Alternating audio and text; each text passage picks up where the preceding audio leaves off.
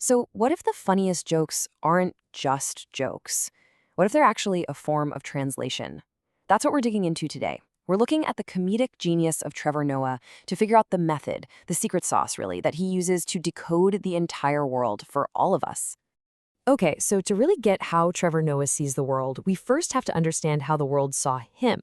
And this quote, it's way more than just a punchline. It's kind of like his origin story, right? It's him saying, look, I come from a place with a really deep, complex understanding of what blackness is. And that background, well, it gave him the perfect lens to understand America's version of it, which is, super powerful, but also really misunderstood a lot of the time.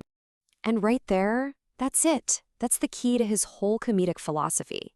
He is, for lack of a better term, the ultimate translator. He takes his unique life experience, being an outsider, and uses it to decode culture, politics, and all those little absurd things we just accept as normal. It's wild. He has this incredible knack for making something foreign feel totally familiar, and then turning right around and making the familiar feel completely strange. So where does this all come from? Well, his story begins in a place and time that literally made his existence a paradox. I mean, we're not just talking about a tough childhood here. No, this was a full-on masterclass in navigating contradictions, right from the day he was born. Just look at this. This basically lays out the blueprint for his entire worldview. I mean, think about it. Under apartheid, the fact that he even existed was illegal. His mom was Xhosa, his dad was Swiss. He was, quite literally, born a crime. So he was forced to constantly jump between these different worlds, switching languages, cultures, identities, just to get by.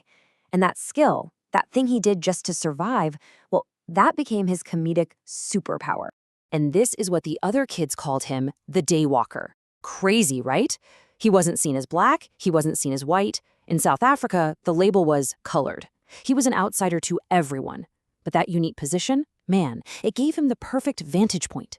Since he couldn't fully belong to any one group, he became a master at observing all of them. So what do you do with a perspective like that? Well, it basically became his passport to the rest of the world. He took that outsider's eye, that unique lens he developed, and he pointed it at the entire planet. And what did he find? Humor. He found humor in all the little cultural quirks and unwritten rules that, the locals just see as totally normal. And this slide just perfectly illustrates his whole process. It doesn't matter what it is. It could be the absolutely bizarre political theater of Jacob Zuma counting in parliament in South Africa, or Zambia's strange priorities, or even just getting tripped up by Australian slang. In every single one of these very specific, very local situations, he finds the universal human absurdity. He's basically a cultural anthropologist who just happens to have a killer punchline. But of all the places he's translated, maybe his most ambitious project, his biggest and most complex subject, has been the United States. And it makes perfect sense, right? He sees America with a kind of clarity that only an outsider can have. Think of it this way. He learned American culture as a second language. And when you do that, you spot all the weird grammar, the strange rules, the things that just don't add up. Stuff that insiders totally miss because, hey, they've been speaking it their whole lives. I mean, look at how he deconstructs something as fundamental as American identity. He does it with this really simple, almost childlike logic. He breaks down what he calls the prefix system, and just by laying it out like this, he shows all the contradictions. It's hilarious, but it's also incredibly insightful. He's just not afraid to ask these super basic questions that most native speakers might never even think to ask. And he applies that same outsider logic to pop culture, too. The whole debate about a black James Bond, he just translates it into a simple, undeniable, and really, really funny reality. A spy's main job is to blend in, right? Well, the comedy comes from him pointing out the pretty obvious flaw in that plan. It's just simple logic. Okay, so this is the crucial part. This isn't just random observation. There's actually a repeatable formula here, a method to his comedic translations. It's how he takes really confusing, really sensitive topics and turns them into something clear and funny. At its heart, this is his core technique. He makes the unrelatable relatable. That's his whole game. He'll take some huge, intimidating, abstract idea, and he'll ground it in a simple, everyday experience that absolutely anyone can understand. And he is an absolute master at this. Let's just walk through this example. He starts with a familiar idea that people just accept, right? Hating immigrants. Then he brings in a totally outside perspective. Spice. No immigrants, no spice. Simple.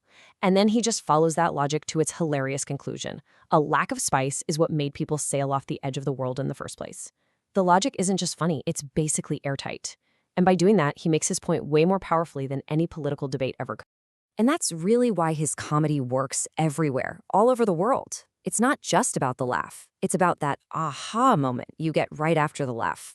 See, for him, the punchline isn't just the end of the joke. It's the evidence. It's the proof of his whole argument. The laughter, that's just the sound of everyone suddenly understanding. And really, that's the big question his whole career makes you ask. What happens when the outsider becomes the one who explains us to ourselves? By holding up a mirror from a totally different, completely unexpected angle, Trevor Noah's comedy does so much more than just make us laugh. It kind of forces us to take a second look at ourselves, our cultures, and everything we just call normal. And, in a world that feels more divided than ever, maybe that kind of translation is the most powerful thing there is.